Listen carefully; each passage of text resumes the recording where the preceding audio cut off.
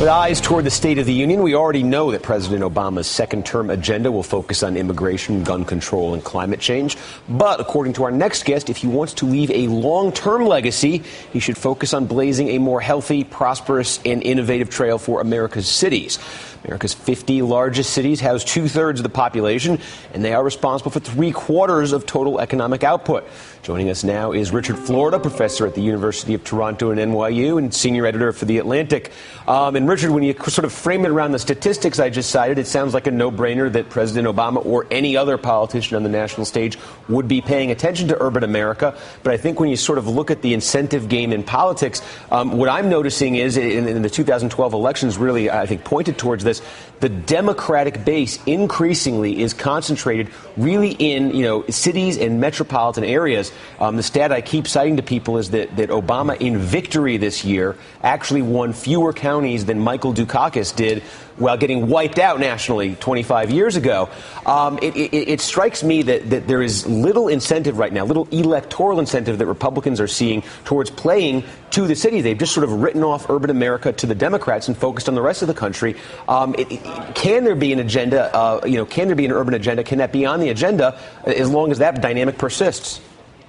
Steve, you're absolutely right. And I'll have a post coming at the Atlantic Cities later this week looking at the role of cities and metros in giving the president his victory and kind of redefining our electorate, creating that new majority for him and the Democrats around cities. But yeah, his big three issues, as you guys were just talking about, gun control, immigration reform, and climate change, those are urban issues. The push for climate change in the United States and around the world has come from cities and mayors. The push for immigration reform around in the United States has come from mayors, and the push for better gun control has come from cities. Obama is a city guy. He lived in cities. He's hailed from cities, grew up in Honolulu and moved to L.A. and lived in New York and Boston and later Chicago. So I think the time is right. And what I point to in the piece is two things.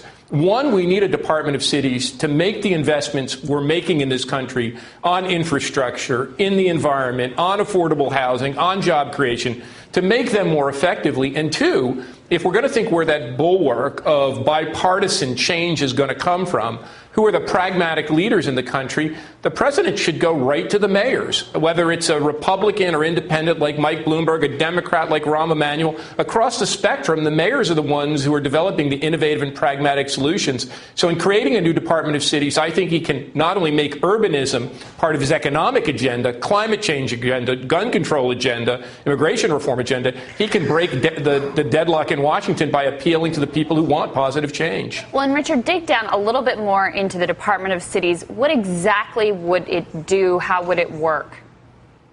Well, my sense is that HUD was great for its time, created in the mid-1960s when cities were emptying out, to really be the bulwark of both urban renewal, so to speak, by renewing those downtown cores and providing affordable public housing.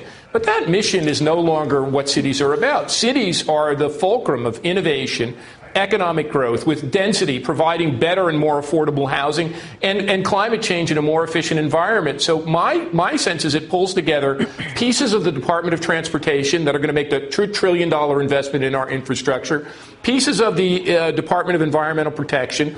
Of course, it folds in all of HUD and other relevant agencies, Department of Commerce, the Economic Development Administration, that are all making investments in not only making better cities and metro areas, but in making those investments more rationally. And I think it could be one of the first places that really gives weight to this notion of we're going to cut to invest. By focusing these kind of pork barrel agendas and making them strategically, we can do more with less and build stronger cities, stronger suburbs, and stronger metros. Well, Richard, poverty has significantly increased over the past 4 years, and it's always been higher in rural areas than in urban areas.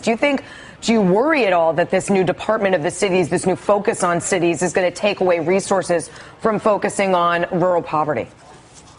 No, I don't think so. I think a Department of Cities would focus on all various areas, suburban areas, traditional urban cores, even rural areas. And we know rural areas are about split. Some of them are growing very nicely, and some of them are just terribly in poverty. But I really think the poverty agenda in the United States has to be reframed as an economic development agenda. You know, when I look at poverty, I see a tremendous waste of human talent and human capabilities. And I would think to make poverty part of an economic development strategy, investing in people, investing in human capital, and investing in our places across the spectrum, that's what a Department of Cities and Economic Growth would do. All right, Richard, Florida, thanks for joining us. Straight ahead, something President Obama will likely not mention in his State of the Union, drones. Teray sets the record straight on his thoughts on the matter next.